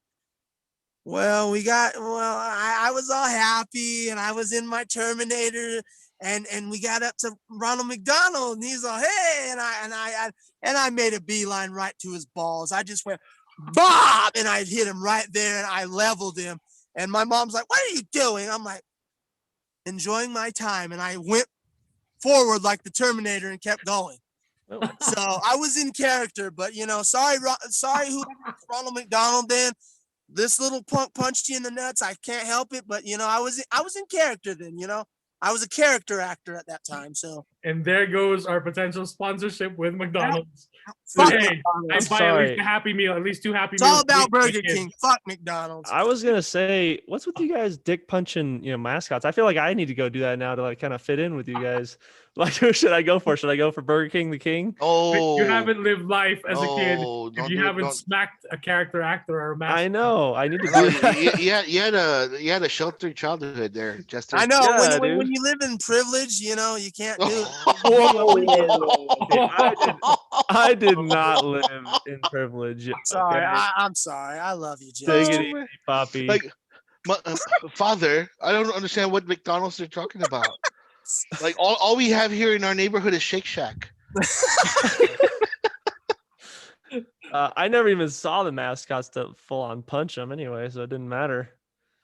But Man. it is what it is, I guess. Maybe I should. Now that I'm older, I could probably go do that now. I can afford that. No, you're gonna get sued if you do that. Yeah, you're gonna get your ass lit up in court if you do that. Just Shit. You punch gotta him be a running. little kid, and if it's a little Yeah, kid, exactly. they A can get away grown with ass more man shit. ain't so funny. Little kids Oh. can get away with more shit than adults. In court, I'd be like, "Well, Your Honor, I just wanted to get in touch with my inner child." And oh yeah, no problem, you're good. Oh, yeah, see how far that gets you, buddy. No, the Especially if you get a fucking. the last one I saw, the last one I saw was in Disneyland. This little like I want to say 6 or 7 year old just like took a running start and jump kicked. What was that character? Was it Goofy? I can't remember what it was. Jump kick like on the back, like and then the character went like this, turned around, saw the little kid. You know what he did? Grabbed the little kid Oh, and held him like this, and it's like, oh, there you go. And then the character signaled for one of the staff people. It was like, can you bring this this kid over to his parents, et cetera, because they're gonna get kicked out. I was like, I need backup. like, Your boy just kicked me in the nuts. Can you stop the shit, please? no, it's crazy. It's crazy. It's crazy what's going on. But when we grew up, like nobody got butt hurt when it comes to the stuff. We were like, oh, it's kids. Yeah, we all of us Sure. grew up, especially me, you, and Mike. We grew up in a different era, in different sectors of this country, in different sectors on the globe, on this planet. different price points. And- we're not as and privileged so- as. Exactly. So there was a time where the timeout was a yardstick across your skull. Yeah, it wasn't timeout. It That was was lights the out. timeout. Flying slipper. It was a flying slipper. Exactly. It was more dangerous because the aim and the accuracy. Holy Yeah. shit, dude. Yeah, it was. Exactly. It wasn't timeout. It was lights out. Exactly. We went from parents going, "I wish you would," to parents going, "It's all right." Or spinning stars that Sylvester would see in Looney Tunes. Oh gosh. Dude, I That's wish I why I got a love- shoe. When he'd see Tweety Bird, like a bunch of Tweety Birds. I wish I That's got a why shoe. I man. love that episode of Fresh Off the Boat where she's like, "You're giving them clouds and stars and rainbows. Where's the A at? Where's the B? We don't do it." And she's like, "Here in America, no wonder why you Americans are so lazy." Yeah, like, and it was true. Like, she critically broke us down, and I was like, "Damn, Constance Wu, you ain't lying." Because she's like, "You Americans are so lazy because you." And I was like, "Wow," but it was true because we give out rainbows and unicorns and shit instead of A's and B's, So. Participation trophies. Yeah, exactly. We give timeouts instead of butt bustings anymore. And we're not talking. And these people go, "Well, you can't speak." We're not talking about punching a kid in the throat like Bernie Mac advocated. We're talking about a swift, soft, fucking bah across the butt. One. Soft. That's Hold all. up. All it takes is one. It's soft compared to what Hey, we got. I got a rubber It's ruler, soft bro. compared to what we got. You got a I what? think- I got a rubber ruler. That thing stung like a mother. Rubber. Yeah, we dude. had metal, bro. What are you talking about? Hey, man. We bled. At We least it bled wasn't for a that coat shit. hanger. We got wet ass tree bark across our ass. That's what they call switch, Get the switch, boy. Oh, we're just like, oh my And god. then if you did the bullshit where you went with the little one, Nope. they'd smack the shit out of you, and then they'd force you to pick the big one to slap across your ass. Oh, And I you know what? It built character. It know built if I, character because now we're not sitting here going, Yep. "Mama, can you grab my cock for me?" No, we Oh can my grab our God. own. We don't need Mama to do it for us because Yeah. Mama busted our ass when we were out of line, And I know or if I Daddy broke that yardstick over our head when we were out of line. I know it sounds rough. no, But it's good for you. It did build character because a lot of those people, like myself, who were trying to be serial killers, it stopped it real quick. Well, if you You blocked want to it go out there too. and dispatch bodies? I might dispatch your body before you even try it, buddy. And you go, "Okay, I'll get good grades." So that's the difference between the timeout and the butt busted. Yeah, and if you blocked the butt whipping too, it'd come on twice as hard after that. Exactly. You do that Mortal Kombat block, Or you they try to dodge fatality it. your You try to ass. dodge it. Yeah, Yeah. That's even worse. That's gonna hurt. Exactly. And then you graduate when the fact that they realize that it doesn't hurt you anymore. Exactly. like- My grandpa got me. He's like, Like when the "Fuck, last you time enjoy this now." the last time my parents whooped me, I was like they were like huffing and puffing because they were tired. And I was like, "Oh, thank you. Like, sorry, I won't ever do it again." And then I walked away. And then It's that funny was the you last said time. that. Oh, so that's when you break out Captain America's line, "I can do this all day." I know. Nah. Well, See, no, that- it's funny you mentioned that, that's because the difference. Like, I can, we never talk back in especially in our culture. and Oh if yeah. you did, You learn. never, 'Cause- never. Because Never. if you brought a little sass, oh yeah, my god, or attitude, holy shit. You're gonna step Right. up. You're gonna step it up to level 20, and you're like, Like, holy shit. I didn't that's see why that. I feel grateful for like my nephew, my niece, my little godsons and all that stuff right now. Like, they got timeouts, they got whatever. Like, my nephew and my niece were just like, when they became sassy, like my sister and my brother-in-law were just like, "Excuse me, what did you say?" And then at that point, the whole world stops for them. I didn't say nothing. I'm sorry. That's funny because I'm glad you brought that up. So I'll end it on my portion with this. I actually called when I was because I was a rotten little monster growing up in the ghetto. But when I eventually got to my grandparents' house and I was like angry, when I was 12 years old, I called my grandmother a bitch. Oh. Whoo! My grandfather gave me a left hook. Oh. Mm. And I'm not talking about tip tap shit. He gave me a left hook, knocked me the fuck down, and he said, "You say that again, your teeth are gonna miss next time." Yep. Sure. And I never, and to this day, as a man, I never ever called her a bitch again, and I never will. Yep. So it works. And learn. Yeah. You that's actually that, learn. and that's where I go with the try a timeout with that one. Mm-hmm. Well, that's more of a lights out. Yeah. Exactly. And my lights did go out, and I deserved it because I was a little punk ass, and I needed to be disciplined that way. Yes, sir. Because I was a rotten little thug. So sometimes you need to punch him in the throat, you know? Yeah. Maybe Magneto is the big reveal at the end, and then Magneto's gonna spank Wanda hard. He's And gonna turn into and then all of us are gonna be like, ooh, that's kind of nice. That's sexy. Woo! Do you want more, little girl? Call me daddy. Right. Call me daddy. Oh my gosh, that just reminds me. Yes, Like, senpai or oppa. Oh my god. Like, punish me, senpai. Punish me. why, dude? I swear, man, spanking turned everybody in. Like it turned in from discipline to a kink later on in our lives. Like, what's with that crap? I don't know. It's I mean, control. that's no more disgusting than the people that love armpit licking fetishes. So I never got that. Really spanking people is the low end of the spectrum when we get down to the dirty shit. Or foot fetishes. I never. Yeah. Oh God. Understand that, but hey, man, people are making a killing just taking pictures of their own feet. Yeah, just ask Quentin Tarantino. TikTok, dude, there's a video on TikTok of this girl. She waxes her feet, and then she makes it really nice. Takes pictures, and she slowly peels it off. And she's making a killing, and it's like, wow, can I do that? They don't care about your feet, Mike. Show your Kong, for Christ's sake. Well, that's where the OnlyFans comes in. I bet you get all the fans. I would get all the fans on OnlyFans. You get all the fans. Be like, I'd be top 1% tier. They're gonna be like this. That's it, man. I'd be taking away money from all the other people though, so I wouldn't want to take. Yeah, and with a name like Filipino Kong, I mean, you'd be killing it too. You know, fuck those hair-headed hoes. They don't need the money.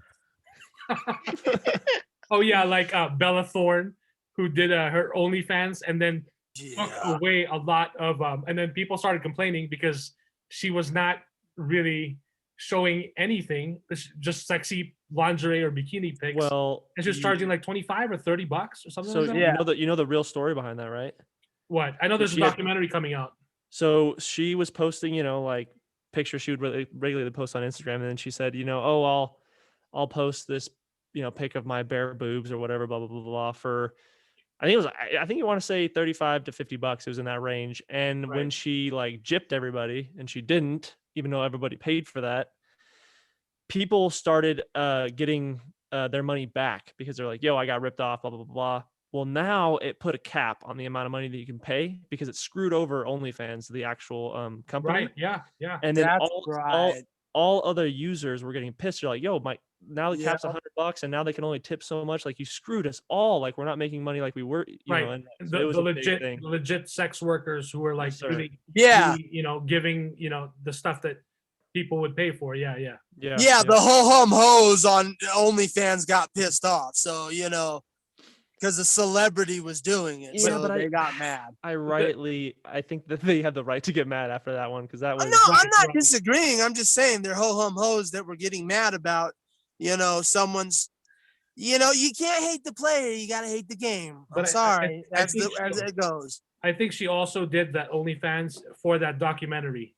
So like explore exactly. the world as an experiment. So I think that'll be a fascinating watch as well once that documentary is out. Unless there's no nudity, I don't give a shit about Bella Thorne. Well, that's why we won't know. She could say there's gonna be nudity, but there's not really until you watch it. Now, if there's like a OnlyFans for like elfin titties, then oh, there you go. Jester and I would be like, sounds like my kind of documentary, gentlemen. You know? Hey, let's just end it with this. If there's ASMR OnlyFans and Belle Delphine can sell ass water, then who's to say they're doing wrong? Like seriously, who's to say they're doing wrong? Yeah. Oh God. Gamer girl bathwater. I know, exactly. and somebody almost died because they drank that bathwater. You know that, right? What we gotta do? We gotta do podcast boy bathwater. Yeah. Podcast boy. How about podcast like ball sweat? Just because, like, you know, if it's gonna be hot, it'd be like, yeah, there you go. Here's my life. There you go. I'll definitely buy some Akuya's and Jester's ball sweat for a very high price. So you already got one fan. Dude, high price. I'll give it to you for free, dog. I know, but I don't understand why you're saying like, you have to pay for it. No, all you need to do is ask. If you want my essence, my sweet babies, you might have been opening a door you didn't want to open. So congratulations. Oh man. Like nothing but dick and ball sweat and fucking farts. Now I expect farts. Now I expect it. Speaking of balls and ball sweat, this is not, I'm making it clear, this is not an ad, but we do hope to get an ad out of this. I don't know how long this is going to go. So this was posted 4 days ago. Manscaped, which is a company famous for promoting the lawnmower trimmer and men's health and checking your balls and grooming your balls and whatnot. So they posted on their Instagram, which of your favorite podcast hosts should talk more about balls? Tag them below. And sure enough, we asked some of our listeners and some of our supporters to tag us on their Instagram post. So I'm not sure they didn't say what the deadline is this, but they basically said, like, we haven't done one of these in a while. At or mention a podcast we should sponsor, big or small. Yeah, we flooded the shit out of that, man. Yeah, so, well, we got about 8, I think, about 7 or 8. So which is not much of a flood. That's pretty good for a small. Right. Yeah. But then that's why I want to mention this. So hopefully people who are listening can still tag us on that post. So it's basically like fucking Brad, like do yourself a favor and like fucking tag Manscaped. Yeah, because I mean, it would be awesome to get our first sponsorship for Manscaped. Yeah. And you know, we can talk. Like if we get sponsored, dude, I will create an OnlyFans account and shave my balls. Whoa, man! What if it actually happens? Careful, you might have to do that. Hey, then there you go. That's perfectly fine. We already talked about. Hey, if Manscaped sponsors us, I'll go on my IG live and pull a DSP and pretend I'm masturbating on stage. No, boy. Oh man. Yeah. While I'm shaving my balls. How about that, Manscaped? That's a perfect advertisement for you. Make sure to tag us at FMANDTB on that Instagram post. I will share it again on our social media accounts so that, you know, who knows? Hopefully, I mean, it'd be awesome to get to land our first sponsorship. And, that was the most perfect segue. Like we were talking about like ball sweat and everything. It came naturally. So you guys talked about sweaty balls. Well, and they got a ball deodorant and all that good stuff. So see, there you go. And you know, since it's Black History Month, as a little black kid in Angels in the Outfield said, it could happen. It could happen. It can happen. The fact that this is the second time we're talking about balls, and it's like what was it? The last episode we dropped on YouTube, there was a comment of like, "Oh, nothing like a good podcast with balls and cream or meatballs and cream or something like that." They were talking about. I don't remember what we were talking about. I never heard that, but that's hilarious. Somebody mentioned about Brazilian meats. That's what it was. Brazilian meats and cream. So it was Jesse Lewis who dropped who sent us that second voicemail talking about Pinhead a lot as well. So it was licking cream and Brazilian meat is why this podcast rocks.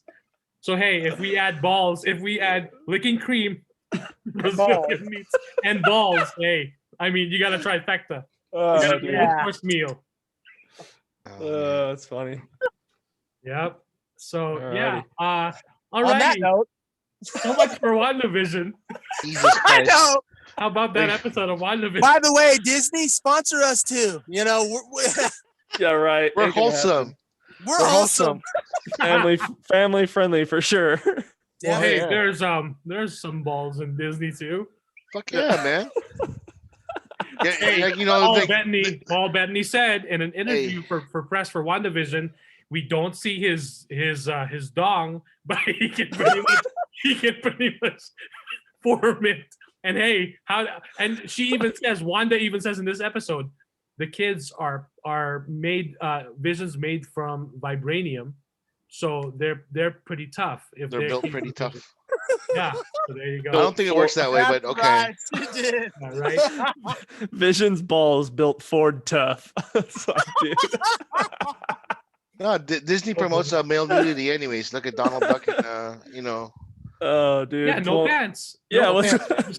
Chip and Dale and everything, man. Let it breathe. Let him breathe. No, let it breathe the whole time. It's all I good. can't. That's why he's so pissed off. Like he doesn't have anything to support. Oh, I can't stop laughing, dude. You guys are killing me over here. Sorry.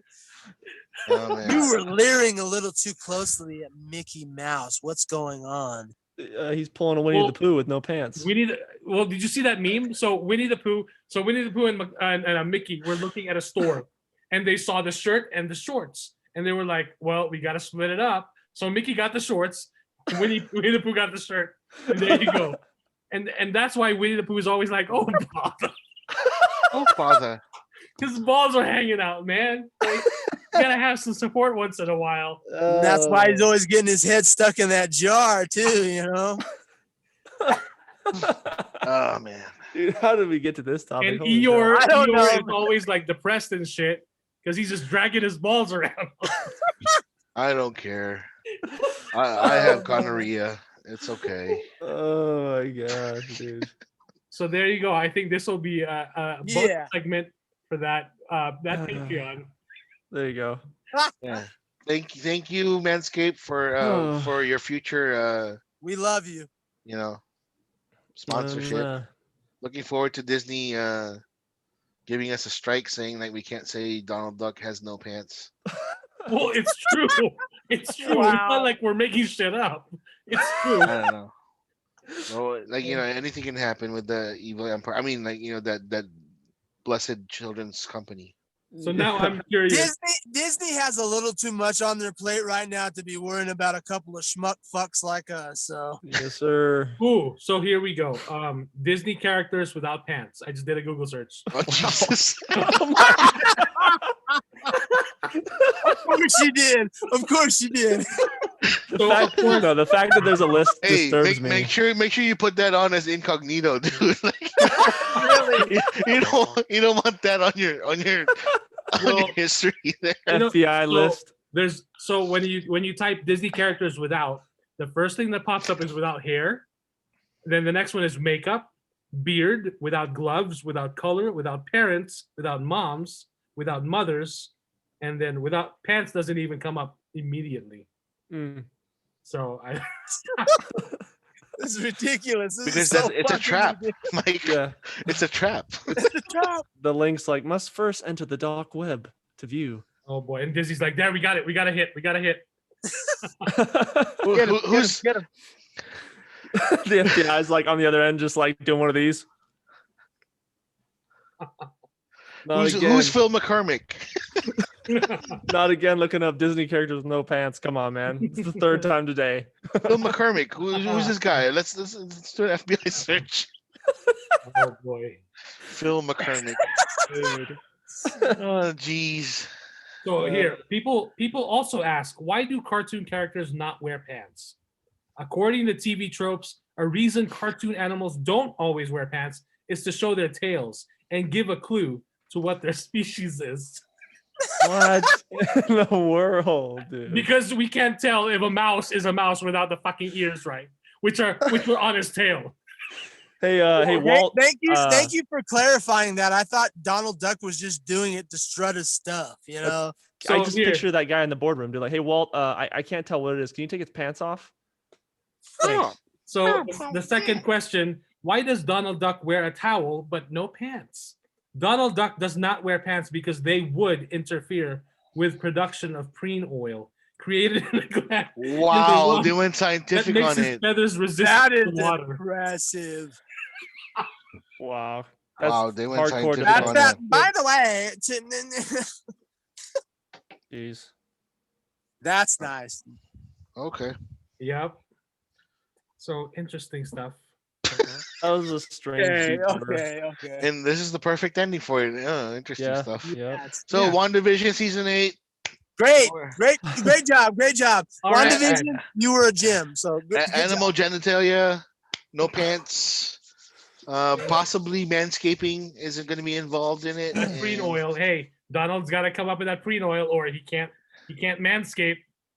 You know, Just- and Vision might have to whoop some ass. Like no timeouts and light out. Let us reflect as we sign off. Let us reflect. We've covered ass whippings, Yep. WandaVision, Yep. preen oil, Yep. you Manscaping. know, Disney characters, no manscaping. pants. You know you need to follow this podcast, right? Because we cover all the Seriously. basics. Like, Even shit you don't want to know. exactly, We even covered kids kicking, characters in the dick. So if that's not a selling point, I don't know what is. Kids kicking Barney in the cock should be the selling point for you. And if that's not, then we can do no more. We Yeah, can ma- do no more. Maybe if they groomed and manscaped a little bit better, they There wouldn't you get go. kicked in the cock. So. Exactly. Or Hey, at the yeah. very least, that kick in the cock would be a little bit of a softer blow. That's So, right. That's right. Gosh. True. Alrighty then. Let's go. Let's end this shit. Let's end this. Holy shit. We're going to hell for this shit. We surely hell are. We half are. of this WandaVision review is like random shit. I mean, But hey, happened? guess what? Guess what? When we're in hell, we'll be making a podcast together in hell. So hey, I'll There be you sitting go. right next. I'll be sitting right next to Mephisto. That's it. Oh my gosh. and I'll be sitting Yeah. right next to Amber Turd because I watched The Stand. So